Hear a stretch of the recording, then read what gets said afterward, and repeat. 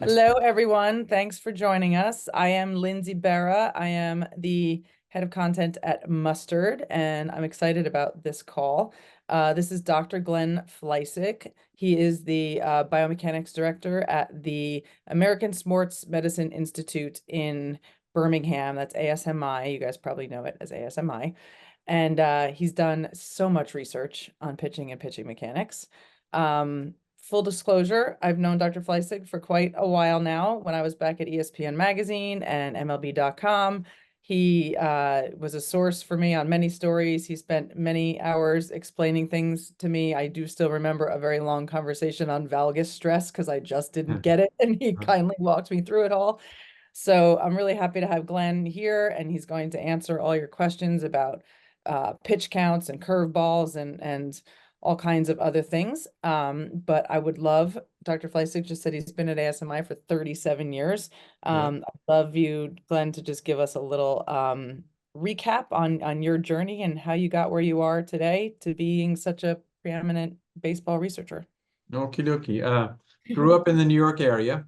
Mets fan when I grew up, and your grandpa was the manager at one point, and anyway, then I went to college. Well, I loved baseball, and I was good at math, but I didn't. I made the in high school. I made the math team, but not the baseball team. So I figured I'm not going to be, the center fielder for the Mets or anything. So I went to college. I went to MIT up in Boston and did mechanical engineering. And then I got exposed to, this is the 1980s, something called biomechanics, which was a new thing, and I told the professor I loved it. And I said, I want to get a job doing sports biomechanics. And he laughed at me, Lindsay. He said, there are no jobs in sports biomechanics. But Yeah. he said there's a lab at the Olympic Training Center in Colorado Springs. So I went there as an intern back in 1984. The Olympics were in the United States in 1984, and it was really exciting. And then I told the director there that I liked baseball biomechanics, and he introduced me to a young doctor named Dr. Jim Andrews, some Southerner boy from Georgia. And I spoke to Dr. Andrews in 1984, and we hit it off. And but he didn't have a job for me, so I moved on with my life. And then in 1986, he calls me. I was at home visiting my folks for Thanksgiving, and the mom said, "There's a phone call for you." And a guy named Dr. Andrews talked to me. I don't know how we didn't have internet, so I don't know. I guess he kept my phone number on a piece of paper for a couple of years or something. Oh. He said we're ready, and so I kind of dropped what I was doing, and I moved to Birmingham, Alabama, and I've been here ever since. I was a young guy. He was a little older, and now I'm older, and we've done a lot. And Dr. Andrews, of course, recently retired. It's crazy how we get into these things. I love how you say you liked baseball and you were good at math. Basically, I liked baseball and I was good at writing. And that was how I Uh, got my job. yeah, This is how things happened back before internships and such, right? sure, yeah. So when you first got to ASMI, what kind of research were you doing? Yeah, so we started ASMI in 1987, and we were doing early biomechanics, which really had never done sports before. So we had our primitive cameras and computers, and we were doing gait, G-A-I-T, which was just walking and running.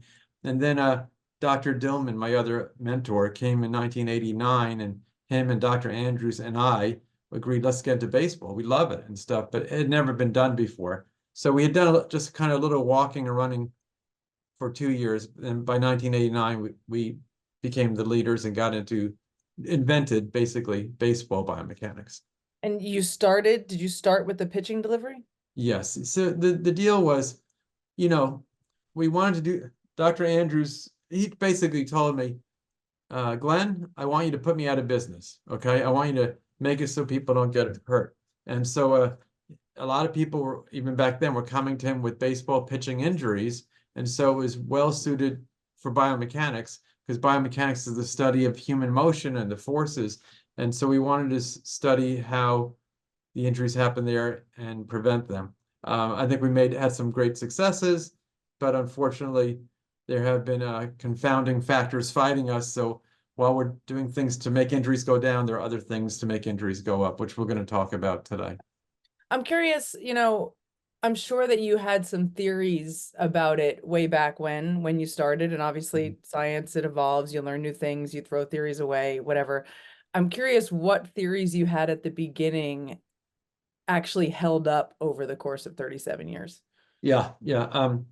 So when we started, first of all, when we started in 1987, really baseball in 1989, pitching injuries were a thing in pro baseball, but high school and college guys were not coming in for surgery. So our focus was to start on the adults. I know our audience here with Team Mustard and in the kitchen has to do with youth, but back then in 1990s or so, the focus was really on the adults. And we started working with a lot of the major league teams. And so what has held up, Lindsay, is we started studying the mechanics or the biomechanics of pitching. And a lot of the principles we found there for what is stressful and what is dangerous and what is safe are still the same. People change and the game changes, but essentially the laws of physics haven't changed and how bodies are built hasn't changed. So some of the mechanisms we published, the seminal paper was done in 1995. Myself and Dr. Andrews and Dr. Dillman, we published the first study explaining the mechanics of injuries, and I think it's still used today, 30 years later, as really still true. So over the years, like the mechanics haven't evolved so much as like the size and the strength of the player and Uh, velocity and the forces that they're creating with those same mechanics. right. I would say that the mechanics that led to injuries and the mechanics that lead to success are still based on what we did before. But I want to back up one step. Before we get to velocity and size of people, there's basically been two phenomenons in the 30 years. One is that about 15 years ago, kids started playing year-round one sport. Okay, so the first thing that kind of changed the game was it used to be whether you're in Southern California like Tom House or Alabama like I am, you'd play baseball in the spring and then you'd play something else in the fall. But now in our warm weather places, people started playing sports one sport year round. So there have been two things that have changed since I started. One is the year-round kind of professionalism of youth that do one sport and do it all the time. So just the workload has changed. And the other one, that was the first one. And then more recently, in the last 5 to 10 years, has been the emphasis on velocity being bigger, stronger, throwing harder. So those were two revolutions that have caused more injuries, essentially. So I'm going to run with the workload because that's one of the reasons we're here. Right. You did research on pitch counts and you established Okay. age-specific pitch limits for an inning, a week, a month, a Sure. season. Can you just give us an overview of that, like why you did it and what you learned from that research? Yeah. Um, why we did it is Dr. Andrews said to do it. No, we basically decided together. Dr. Andrews really, like I said, when we started, one famous pitcher after another came for surgery. And then one day, maybe in the late 1990s, Dr. Andrews says to me, he says, all that, my patients are coming in younger. And he says to me, and like, are the patients getting younger or are we getting older? I mean, but they really were. They were high school pitchers were starting to come in. And when Dr. Andrews and other doctors were doing, let's say, Tommy John surgery in the 1990s, when it started, it was all adults. By the mid 1990s, it was about 20% were high school age pitchers, 10 or 20%.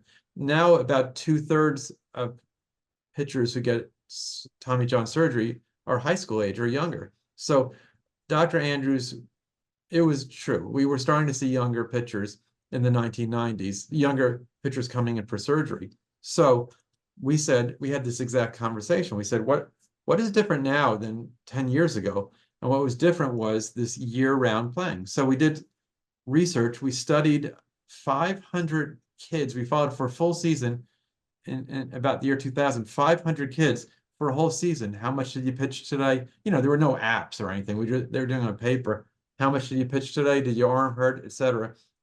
We did really a breakthrough scientific study that it proved that the kids who were pitching a lot were the ones who were getting arm pain. We also asked them what pitches do you throw, fastball, curveballs, and stuff like that. And that did not statistically correlate with getting hurt, but the pitch count thing definitely did. And then so we met with the powers that be, USA Baseball, Little League Baseball, Little League Baseball then put in pitch count rules in, I think, 2007. Up until then, all youth baseball had been using inning limits. They put pitch count limits in 2007 based on our research. And then a few years later, we gave everyone a present. That 2002 group that we studied 500 kids for 1 year, we didn't say anything about it, but we called them every year for 10 years to see kind of how it played out. And then we published that study 10 years later, about 2011. And that study proved if you do this as a kid, you end up having an injury. It was really powerful study, Lindsay. And based on that, in 2011, then everyone started changing to pitch count rules because we scientifically prove you pitch a lot, you get higher chance of getting hurt. And as you may know, myself, Dr. Andrews, we were working with USA Baseball, and then we worked with Major League Baseball, and we developed this Pitch Smart program 10 years ago in 2014. And that's kind of been the gold standard since for the last 10 years. The Pitch Smart website, pitchsmart.org, has pitch count limits that we endorse. How did you come up with the actual specific numbers for Yeah. each age group? Good question, because there's not an exact perfect number. Because as we all know, one 13-year-old kid, the number of pitches it'll take for one 13-year-old kid to get hurt is different than some other 13-year-old kid, okay? And another study we did showed that the number one factor for getting hurt is pitching after you're fatigued. So frankly, Lindsay, even though I'm the guy who came up with pitch count rules, I'd just as well throw them all out and make one other rule saying, here's a new rule. If you're fatigued and tired, you have to come out of the game. And if everyone lived by that rule, we'd be good, you know? If every youth pitcher and every youth coach and every youth parent said, hey, Jimmy's tired, or Jimmy says, I'm tired, I'm done for today, we wouldn't need pitch count rules because everyone would get tired at a different point.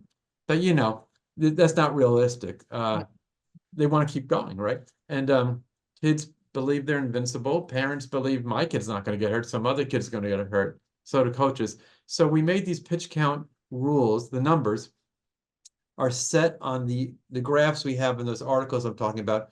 Show you pitch this amount, that's your chance of getting hurt, that's your chance, that's your chance. And there was not a magic number where it just went up. It was a gradual number. So the science does prove the more youth pitcher, adolescent pitcher pitches, the more chance of getting hurt. But the science doesn't say, here's the line in the sand, here's what you do. That's where leagues and committees have to decide. So the answer is, we looked at the graph of the risk, depending on how many pitches you throw, and we said, okay, that looks like a good cutoff. The risk is getting a little too high at that pitch number. It's interesting because fatigue, you know, the first thing that usually goes when you're tired is your command, and you can't throw strikes. And they just yell from the dugout, bear down, throw strike. Well, like he can't. So it's probably a good time to take him out anyway, because he's going to walk everybody, right? Yeah. But common sense doesn't always seem to prevail.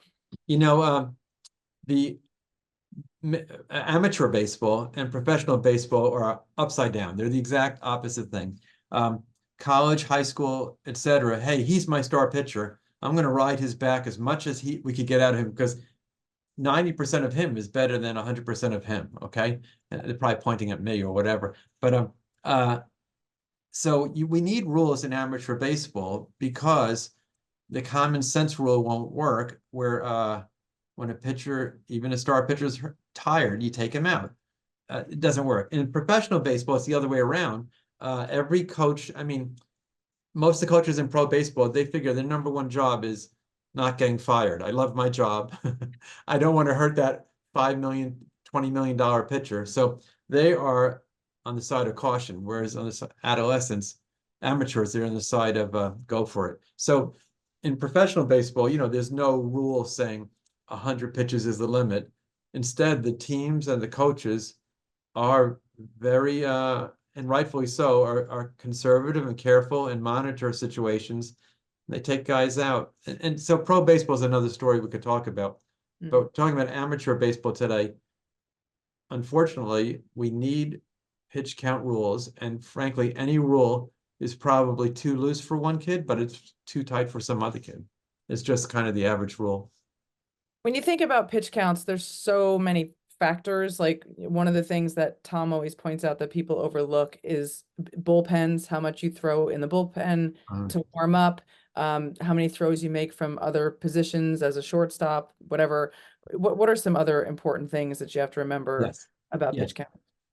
Well, first of all, the pitch count rules that from pitchsmart.org and other organizations are based on our science, and our science only counted the game pitches when we came up with those rules. So those rules say if you pitch more than 100 pitches in a game or 70 pitches in a game, this is your situation. Uh, and that was based on science of pitchers who pitched that many game pitches. We did not, back in that day, monitor how many practice pitches or warm-up pitches they took. So it comes with a grain of salt, Lindsay, that many pitches with a proportional number of warm-up and other days. There's new technology now. Back when we did that studies 20 years ago, there wasn't new technology, but I don't know if you've seen the sleeve that a Driveline sells this sleeve called a Pulse. It was formerly called the Modus sleeve.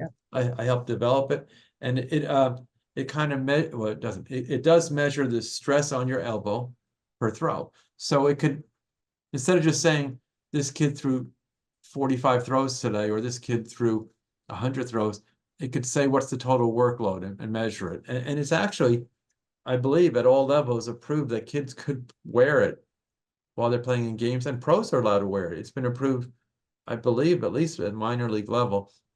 So anyway, the pitch count rules uh, are based on how many game pitches. If you use a Driveline Pulse sleeve, that would be better information. But other things we found in our science is at the adolescent level, being a pitcher shortstop or pitcher left fielder did not significantly increase the risk of injury. The only one, do you want to guess? There was one combination that did increase the risk of injury. Do you want to guess? Right, exactly. So pitcher catcher uh, triples your chance of getting hurt, okay, than just a pitcher only, okay? So at all levels, I would say no kid should play pitcher and catcher for his team. Play That, pitcher and third base or catcher and shortstop, but the pitcher catcher combination. And the reason for that is it's not like every throw the catcher throws is trying to throw out a guy stealing. Um, but some of them are. But the catcher just does so many extra half effort throws back to the pitcher. It's just too much extra workload.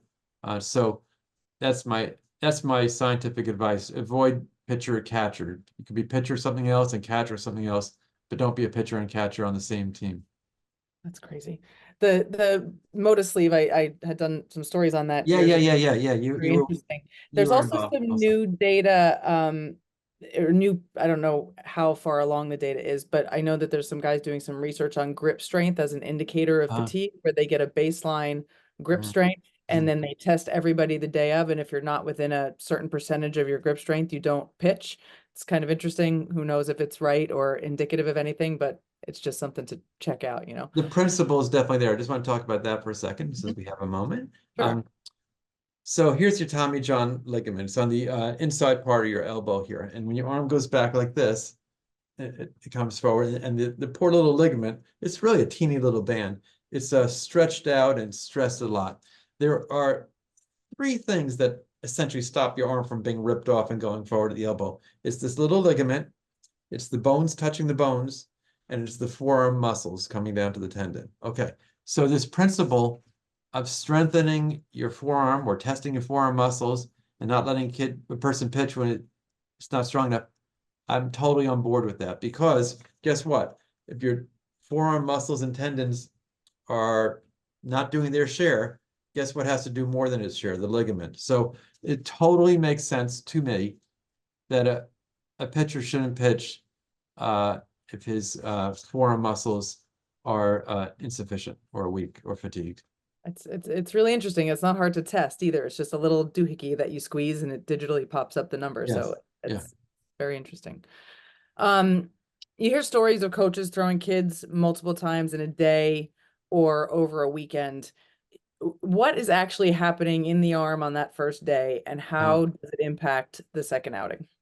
right. So this is not just baseball. This is human motion that muscles fatigue, and whether you're working out in the weight room or riding a bike or playing baseball, and typically you need about 48 hours from fatigue to recover. Sometimes it's 3 days, 72 hours. But um uh but so if you pitch, a relief pitcher pitches a few pitches, he really didn't get to fatigue. So he could, he doesn't need the 48 hours. But I really don't like a pitcher pitching twice in the same day in a tournament at all. That's too, even though you're not fatigued, your body got hot, and then it got cold, and then it got hot. And so I would not, I would recommend against ever pitching twice, 2 games in one day, even Yeah. as a relief pitcher. And yeah, your body, if you did pitch a full game as a starting pitcher, then you need the day's rest, anywhere, from 2 days to 6 days. Yeah. There's also like that the weekend tournaments with the 100 pitch limit, and Yeah, throwing 33 pitches in 2 innings 3 days in a row can be quite a lot compared to 70 pitches on a Friday, Saturday off, 30 pitches on a Sunday. But it's all 100 pitches over the weekend. yeah, So what's the best way to distribute that pitch count? yeah. We try to make the rules. We try to make the rules, but we can't make a rule for every condition. And the rules are made for pitchers to be healthy and succeed. And when we make the rules, people just find ways around the rules, and they're not doing any favors to themselves. So to answer your question, uh, 70 pitches over 5 innings is different than 70 pitches over 2 innings. It's more stress, and splitting it on 2 games versus one game. These are not, it's not all the same. So again, leagues have rules. You should follow the rules. They're for your good based on science. But the number one rule is, if you're feeling good, keep going. If you're feeling fatigue, you know, you should tell someone. And I really don't put it on the adolescent kid to tell someone. I don't want a kid on my team.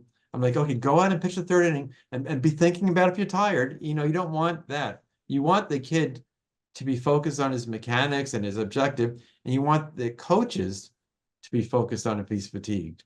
And so it's really important for the coaches at any level to know their pitchers. I've spoken to all the pro coaches, and that,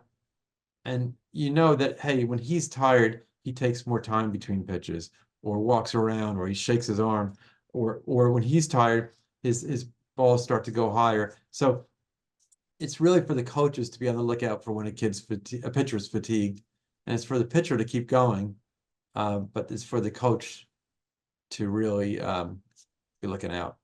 Yeah. And also like knowing mechanics and when things start to fall apart, my next question would be, what have you found are the mechanical inefficiencies that most often lead to arm pain, arm injury? Yeah, so in our lab here, you've seen our lab, biomechanics, that we've done years and years of science, and hold on a second, we wrote this article recently, okay, in the Sports Health, and we wrote this for this very question. It's called Clinician's Guide.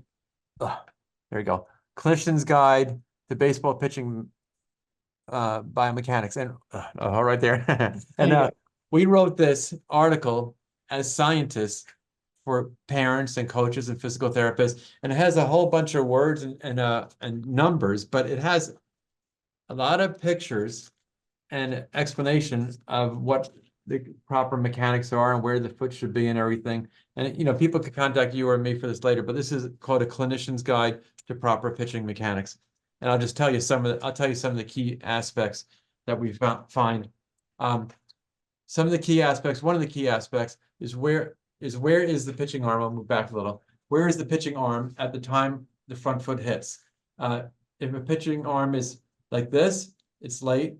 The pitching arm is like this, it's early. And this is one of the things that the Mustard program does very well. It looks at some of these things, such as and you don't need a full computer thing, but on video, if you stop at the very instant the front foot's touching the ground, you want, I'll show you the arm to be somewhere like this. You don't want it to be horizontal. You don't want it to be vertical. If it's like this, the arm is ahead of the body. If it's like this, the arm is late for the body. Another thing is, people talk about stride length. That's okay. But I'm just as concerned about where's the foot to the left and the right. And a right-handed pitcher really should put his front foot slightly to the third base side and actually point it slightly rotated inward. We find a lot of kids don't do that. They their front foot flies open. A right-handed foot flies to the first base side and maybe points to the lefty batter or the first base line. And that does not put your front leg in a proper position. And so those are some of the keys you could see easily by video. Some of the things that are harder to see by video is the timing between when do you rotate your pelvis or hip, when do you rotate your upper trunk. Kids tend to just kind of rotate their whole body as one unit, whereas how you should do it, if you ever watch a slow motion video of an elite pitcher, he will rotate his hips. So his belly button is almost facing home plate, but his shoulders are still closed. And you can kind of see the diagonal ripping, of the muscles. It looks really good. Kids don't use that trunk part as much. They just kind of use it as one unit. That's kind of harder to see by video. Yeah, and you can measure most of these things in the Mustard app with hip and shoulder Exactly. separation, stack and track. You can get your gifts at Foot Strike. I think everybody on this call is actually probably using those things. So all good. Another one from the Mustard app and elsewhere is also from the side view. The role of the front knee is the stride length should be the way I measure it is slightly less than your height, and then your front knee should land with a slight bend in it. Not a rigid leg, but then as the pitcher comes forward over the leg, the knee should catch the weight, but then it should extend or straighten a little. So at the time of ball release, the knee should be less bent than it was when it first landed, when the foot first landed. I feel like that's hard for young kids too. Yeah, right. Some of these things, Lindsay, some of these things need to be fixed with a pitching coach, but some of these things need to be fixed with the strength coach. You can't tell a kid to do certain things like that straightening the front leg if it turns out he lacks leg strength. I'm really often surprised at how many pitchers essentially when we do the testing can't squat on one leg or hold their balance on one leg, and which is essentially you had to put all your weight on one leg in pitching. And I'm really often surprised by the lack of leg strength. Back in your grandpa's days and even your dad and uncle's days, the pitchers did a lot of running. I know they weren't pitchers. The pitchers did a lot of running. That was an exercise that was very common. And essentially, the role of running for pitching that's one of the ways to get the legs strong enough to do what they have to do in pitching. We had questions put into our Discord channel and whatnot, Yeah. and actually Evan Altman here asked what role does a lack of functional strength and or muscle imbalance play in injuries to pitchers? So if you could Definitely, that's kind of what I was getting. That's kind of what I was getting at there. A couple of roles. First of all, if you lack strength, then you can't do the proper mechanics. And then the other part, and that'll show up in the Mustard app or elsewhere, improper mechanics or improper mechanics as the person becomes fatigued. But a lack of strength, you can't see it with the camera, but it also could cause an imbalance. A lot of things, like some high school kids get all strong on the front from bench press or playing football, and they don't have the balance of the anterior front muscles and back muscles, but your shoulder is a tough joint and you need a balanced strength between your front and back muscles. So strength and conditioning, I'd say the keys to successful, safe pitching are how much do you pitch? How much do you rest? Not in a particular order. What are your mechanics? And what do you do to keep yourself in pitching shape, which is strength and conditioning and nutrition? Tom always talks about how you have to strengthen the decelerators more than you strengthen the accelerators, and those would be the muscles on the back side of the body, not the bench press beach muscles, right? Exactly what I'm saying. You're right. Yeah, it has to be a balance between them. It's not an equal balance, but it has to be the proportionate balance that it should be. Yeah. I want to switch a little bit to curveballs here. So many people believe that curveballs are dangerous for young pitchers, but the science does not support that. So you've Yeah. done a lot of research on this. Can you share the key points you've learned about curveballs over the years? Yeah, over the years, I've done a lot of research trying to prove the curveball is dangerous. We did that, like the Fields data, where we follow these kids for 10 years. I was going to say 100 years. We followed them for 10 years. That would be cool. Yeah. Okay. We did biomechanics tests where pitchers of all levels, we looked at how much force when they do a fastball versus a curveball, all these things. And study after study did not show that the curveball was more dangerous than the fastball. Study after study. I got to the point where I felt like I'm a scientist trying to prove that the earth is flat. And at some point, I got to realize the science is not proving it. Okay. So there's no science proving that the curveball is safe, but there's no science showing the curveball is dangerous. So essentially, I believe that, I think the science says any pitcher developing should learn a fastball first, proper fastball mechanics. And for sure, for the youth pitcher, the changeup, I'm sorry, the changeup is the least stressful pitch for a kid.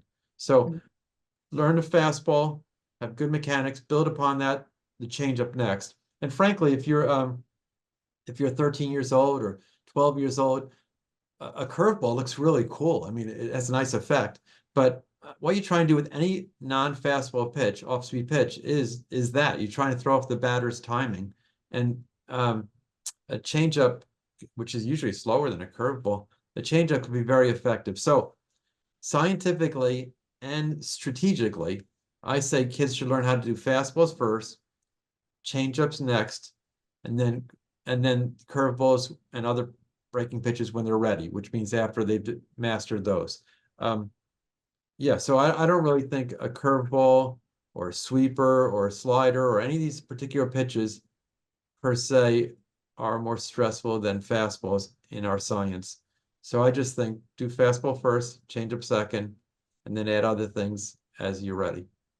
Where do you think this idea, obviously, if you went out trying to Yeah. prove that it was more stressful, where did this idea, this myth or whatever it is, come from that curveballs are more harmful?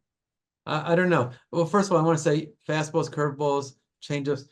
Again, to emphasize again, I want pitchers throwing them all with good mechanics. And we have the science now between what you guys are doing at Team Mustard and what we're doing at ASMI and other people, that we have weapons to help you have good mechanics. I started ASMI with Dr. Andrews in 1987, and then we started looking at pitching in 89 and stuff like that. I looked in the literature. I found articles back as far as 1974. You know, Frank Jobe, Dr. Jobe, who did Tommy John surgery. The Curl and Jobe people were quoted in articles in 1974 saying the curveball is puts the arm in unnatural contortion and is dangerous. So I don't know. We just assumed it. It made sense.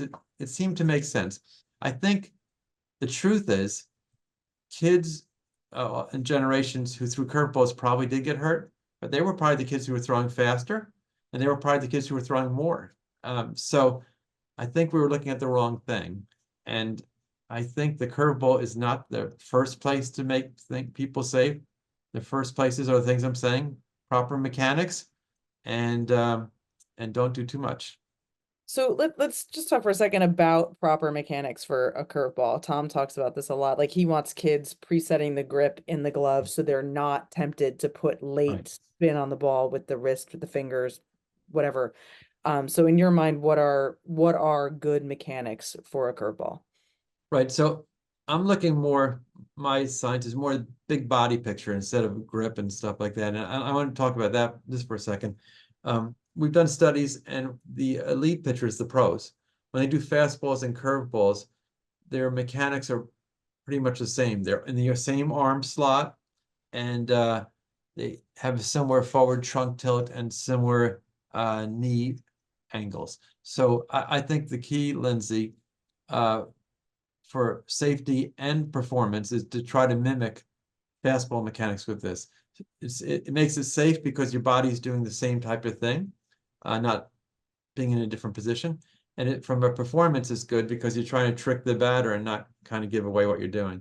So I'll leave it to Tom to talk about the grip and the Yeah. form, but I'm saying your where your arm is and your big picture body should look pretty similar for fastball and curveball. How's the stress on your arm different with different pitches, like pronating on a two-seamer or supinating on a Yeah. slider? I don't have all the answers. I've done the research and I've seen the other people, and I could just say fastballs and curveballs and sliders in general, uh, for people in general, high school and above, are similar to each other. Changeup is less stressful. I can't talk about two-seam fastball versus four-seam fastball or circle change versus, we don't have that granularity. Okay. You did do a longitudinal study that looked at a bunch of youth pitchers year after year. I think this is the Yeah, one as they got older. What what are some of the biomechanical inefficiencies that parents should be aware of when kids sure. are young that naturally resolve? Like, Right. how worried should they be about those inefficiencies when they're young? And what are the ones that they really need to be like, oh, he's young, but we need to fix that now? Yeah, I really like my long-term studies, and Mhm. I think they're really pretty impressive. But um, so some of the things that we saw, we studied we studied about 50 kids, and we had them come back year after year in the lab. Okay, and we saw how they naturally changed their mechanics. And so the answers are some of the things I mentioned earlier, that the front foot at the beginning, the kids are landing more open, but they start to land less open or even a little to the closed side as they get older. A big thing is also the arm path. An adult will do an arm path where you swing down, you're looking at Mustard, you swing down and up. Kids, they're playing with the same size baseball, basically. So the ball is big to them. So we see a lot of kids do this when they take it out of the glove, they kind of have the hand under the ball instead of, they can't hold it. I should have had a baseball. Mhm. They can't do this. So they kind of learn how to do this. Okay. And so a lot of kids do this. They just kind of put the arm straight up, their arm straight up instead of having an arm path. All right. So that should go away as they become bigger and stronger. The other thing is the glove. The glove is pretty big for a little kid, pretty heavy. Yeah. So, the adult pitchers have it out here and then they kind of bring it to their chest. Where some of the kids, it's so heavy, they kind of drop it down to their leg and they don't know that. So those are some of the things that should go away as the pitcher develops kind of to the age of puberty. And those are all in that longitudinal study. Um, but the role of the instructor, Team Mustard or ASMI or whatever, is some kids I see it here, they don't figure it out.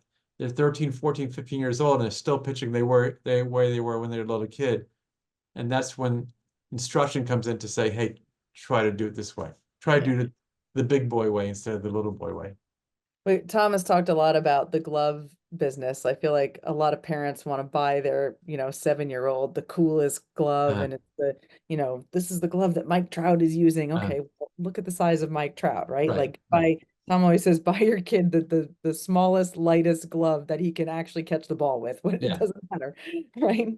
Yeah, but that's the thing right there, Lindsay. The little kids can't have, the 10-year-old kids can't have gloves that are so proportionally light to them because then they're not good enough to stop the ball being hit Yeah, back at them. So the kids are in a position where they basically have oversized gloves, and yeah. that's why they kind of drop their arm. In the oversized one, though, if it's down, it's not even going to be in position for them to come No, to the no, ball kind anyway, of right? kind of defeats the Taking it purpose. right in the Yeah, teeth, right? Okay. kind of defeats the purpose. Yeah, yeah, yeah.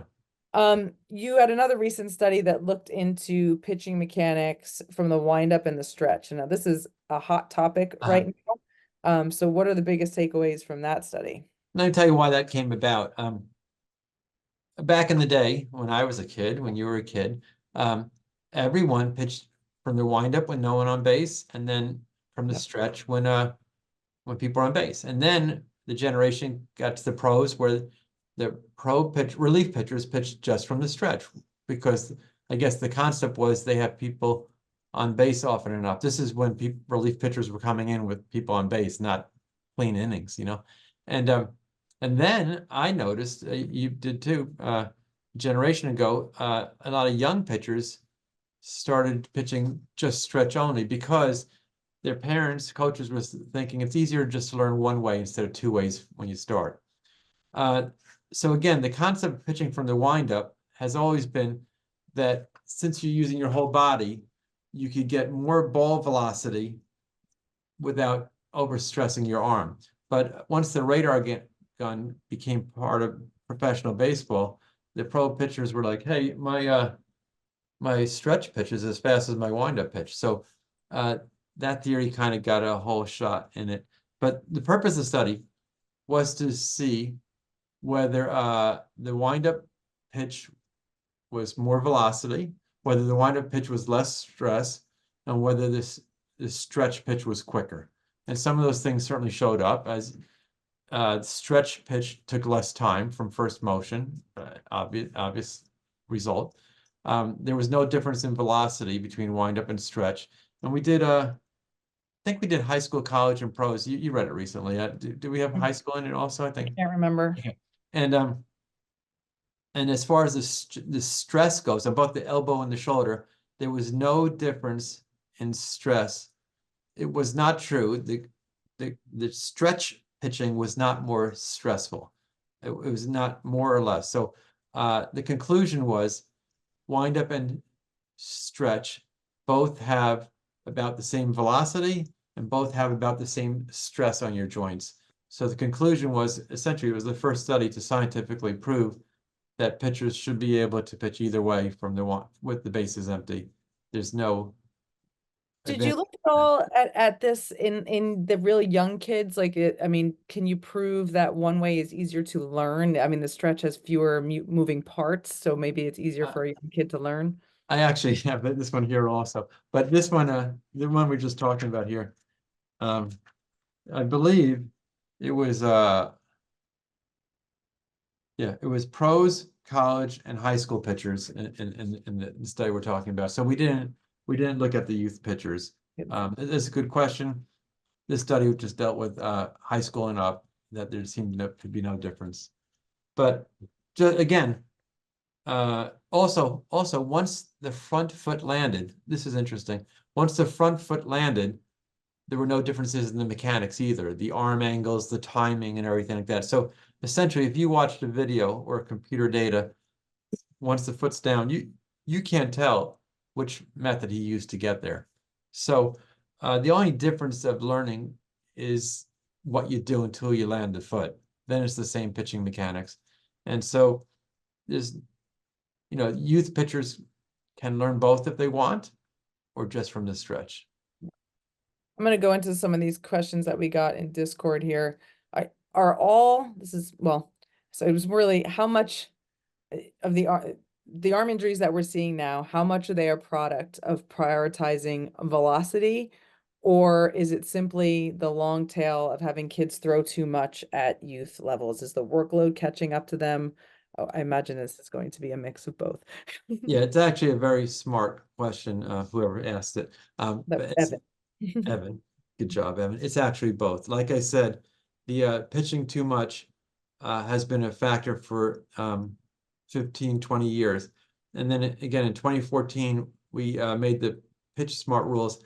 I kind of feel like standing from the outside that the pitch smart rules had a big effect on amateur baseball until about the year 2020 or so. But I feel like in the last few years, um, it's kind of been avoided or skirted around too much. That kids, the pitch count limits are for one team, but then you pitch on two teams, or some travel teams are unlimited. So I definitely think too much pitching is still a factor. Still a factor.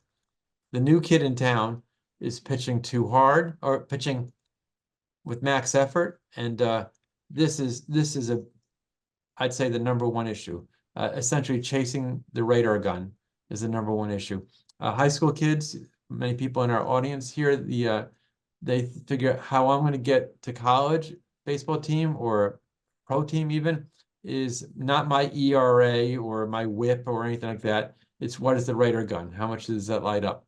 And I can't say they're wrong. I think the colleges are recruiting heavily based on radar gun speed, and pro teams are signing based on speed. So you can't blame the young pitchers for chasing what's going to get them there. But you watch pro baseball, and I do too, and there are guys throwing really hard who have no idea where the ball's going, and, Yep. and they are an accident waiting to happen, and we see them going out. And so again, this little UCL, we've taught our bodies how to throw so fast with so much force that it can't handle it. So we can strengthen our muscles, but we really can't strengthen our ligaments and tendons too much as much. There's not good blood flow, basically. You can't work out your ligaments and build them up, really, is what happens. And so pitchers chasing the radar gun, throwing every pitch at max effort, whether you're a high school or a major leaguer, mixing your pitch speeds is a good strategy, but it also is safer. And the guys who throw every pitch as hard as they can, the ligaments are not going to withstand that. I think that's the biggest problem right now. We see guys throwing harder and harder and harder, obviously. Do you have a theory scientifically as to what the max is that the Yeah. human body can generate and handle? Yep, it's right. It's right. It sounds like a magic number, but 100 miles per hour is about the maximum number. You can't throw much more than this. The 2024 swimmers or runners, or their records are much better than the 1984 athletes or the 1964 athletes or whatever. But since Nolan Ryan, the top pitchers have pitched 100 miles per hour, and the top number really hasn't gone up by more than a mile or two, but it's gotten more crowded near the ceiling. Okay, so more people have figured out how to max out, which is about 100 miles per hour, and then their bodies break down. And so this is the maximum. As sports fans, we'd like to see people throw faster, run faster, jump higher, but this is about how fast humans can throw. This is what I said 20 years ago in such interviews, and it's been true. It's just the top is the same, but it's just getting more crowded near the top. Yeah, it's funny. People always they used to tell my grandpa Yogi that nobody threw that hard back in his day, but Bob Feller was throwing Uh, that hard, but there were a handful. And you're right, right. Now there's a party, right? right. Yeah, exactly. Evan also asks, there's not a magic bullet for injury prevention, but what would you say are the top 3 or 4 things that help to mitigate the risk to young arms? Yeah, good question. Evan, you're on your game here. I'd say two things. One is that uh, pitching coaches during the game and parents after the game, they should be looking for fatigue. Okay. And the other one is young pitchers. This is on them. They should tell an adult when they have pain. Being tired is a normal part of exercise, and being fatigued. It means it's time to call it a day. But having pain the next day is not normal. Okay. So a kid needs to know their body and know when to say, oh, this is just normal tiredness, but pain is not normal. Or sharp pain or specific pain, that's time to tell mom or dad, I think we should go get this checked out. And essentially, Lindsay, getting a pain checked out, that we want to do that because you want to stop a problem when it's a little problem, not just kind of ignore it and play through it and it becomes a big problem. Yeah.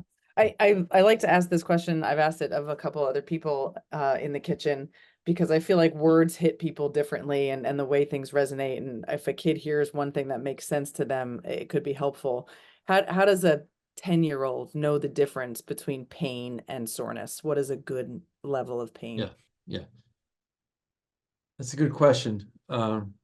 Yeah, even fatigue and pain and soreness, these are words that we scientifically cannot quantify. There's no pain meter or fatiguometer. Um, you have various measurements. You just kind of have to learn and know your body. Pain tends to be more localized or specific. Soreness or fatigue tends to be more general. So if you have particular pain right here or right here, that's something worth get checked on. If your shoulder's just sore or your arm is just dead, that's that's more the normal, whereas the pain is more specific location, you could touch it. I feel like if you could invent the ASMI fatigometer, you could go on Shark Tank and make millions. Yeah. I'm gonna get Sharks, Dr. here's what we got here today. to do that because if Dr. Andrews tells you, you'll do it. Yeah, right. Sharks, I got a fatigometer here Yeah. today. Yeah. Brian asks, I'm hearing that the evolution of spin rate focus is having pitchers grip the ball harder and could lead to strain on the UCL. Could this be accurate? And can a lack of grip strength, which he actually talked about before, in culmination with overall functional strength tied to endurance, be something that leads to UCL strains? Yep. These are good questions.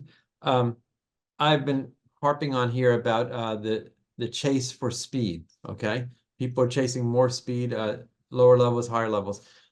The other thing people are chasing, particularly at the pro level, is spin rate. Okay, and they think to get spin rate, you increase your grip. All right, and so and grip is also a function of how sticky the ball is, right? So in Major League Baseball, they're dealing with stickiness and what you're allowed to use to get a grip. So trying to get spin rate and trying to get grip, uh, what happens is the more you grip, the more the forearm muscles tighten.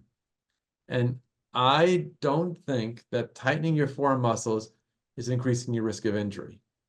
However, I do think tightening your muscles every pitch, the first pitch, the fifth pitch, the 10th pitch, is getting your muscles fatigued earlier in the game.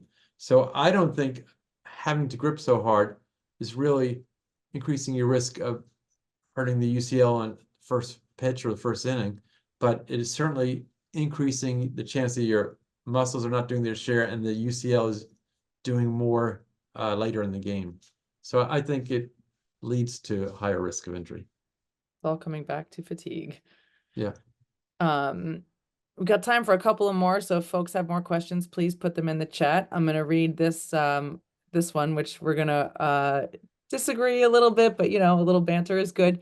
During the call with Dr. Dugas, he said that while curveballs aren't tougher on the UCL, they're tougher on the surrounding tendons.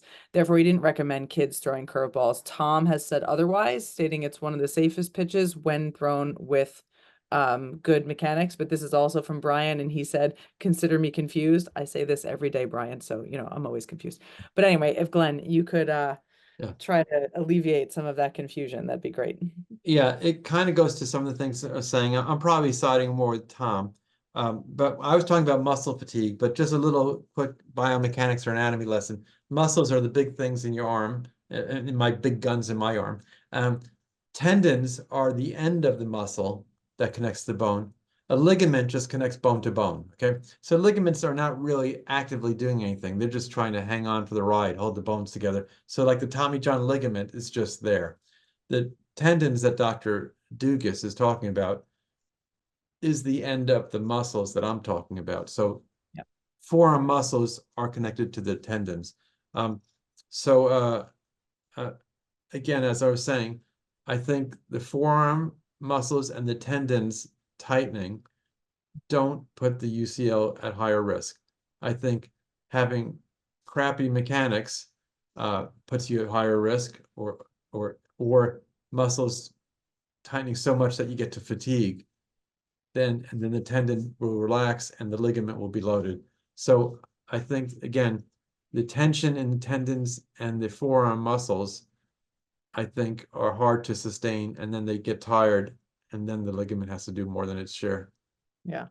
Tom also always says that you need strength, you need mechanical efficiency, and then as you get tired and the mechanics deteriorate, like it becomes this kind of perfect storm. So you really need Yeah, into all of these things, right? exactly. What I was saying, when your mechanics are tired, when your muscles are tired, or when your mechanics are bad, those are both bad. But when your muscles are tired, your mechanics break Yeah. down, and Yeah. they both go together. Yeah.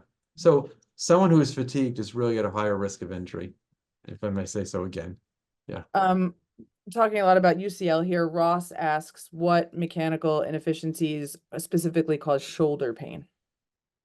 Yeah. Good one. Some of these things cause both.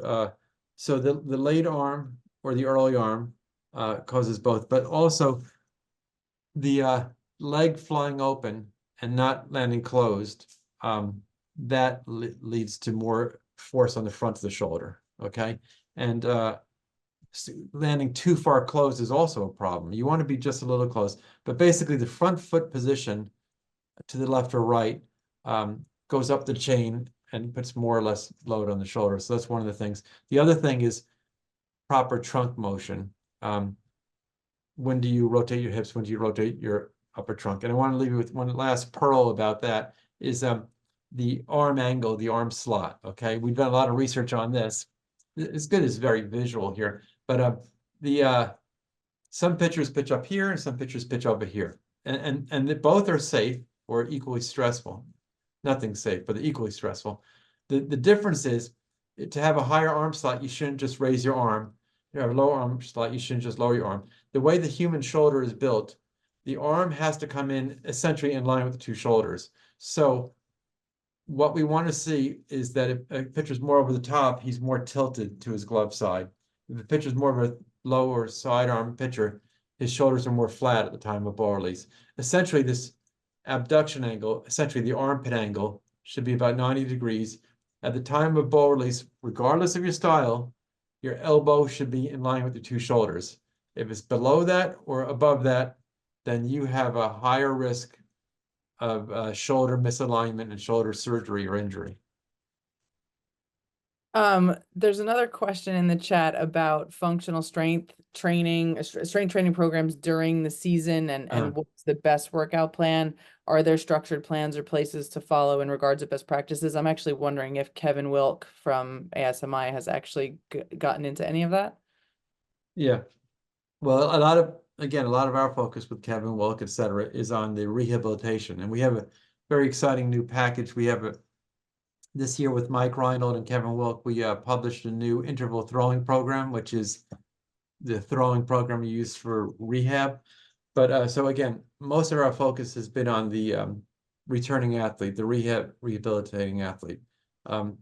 As far as ideal, optimal functional strength program, I don't have one that I recommend. I have one I recommend against, which is the high school pitcher who is just working out with the high school football team or being worked out by the football strength coach.